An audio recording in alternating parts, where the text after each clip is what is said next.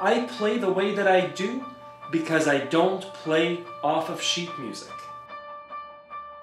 So the times that I've been most musical, the times that I've enjoyed playing music the most, have been times spent away from sheet music. I've never ever played a song off sheet music and enjoyed myself as much as times when I've been just playing with the accordion, when my body's been moving with the accordion. The reason that I play music the way that I do, the one defining moment was as soon as I stepped away from sheet music and got into my instrument and my body, that's what defines my sound. I play the way that I do because I don't play off of sheet music. The same way that an actor is presented with a script and the actor reads the script, but he just does that for the beginning.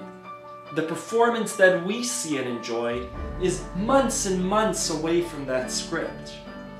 When a chef sees a recipe, she looks at the recipe and studies it, uses it as a reference point, but then again, she steps away from that recipe and bakes a glorious meal based off that recipe, but that's what makes the chef a chef. She's able to make that recipe her own.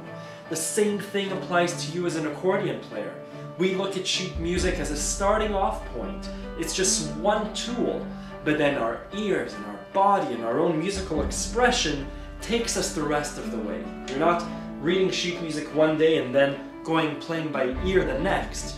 It's a spectrum, and reading sheet music, looking at the sheet music and the way that the composer has written it down is one step, but that journey from sheet music to performance is large.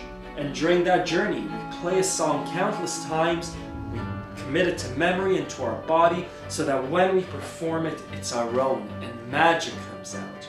At the moment of performance, we're not thinking back to the way that the composer wrote that G major, it's our own interpretation of that G major. What sounds good on my instrument? What fits in with the way that I move my fingers are all important for a performance to feel special. So take that and make it your own, because that's what's going to get you from just reading music and playing music that you're reading to playing music and really dancing and singing with your instrument.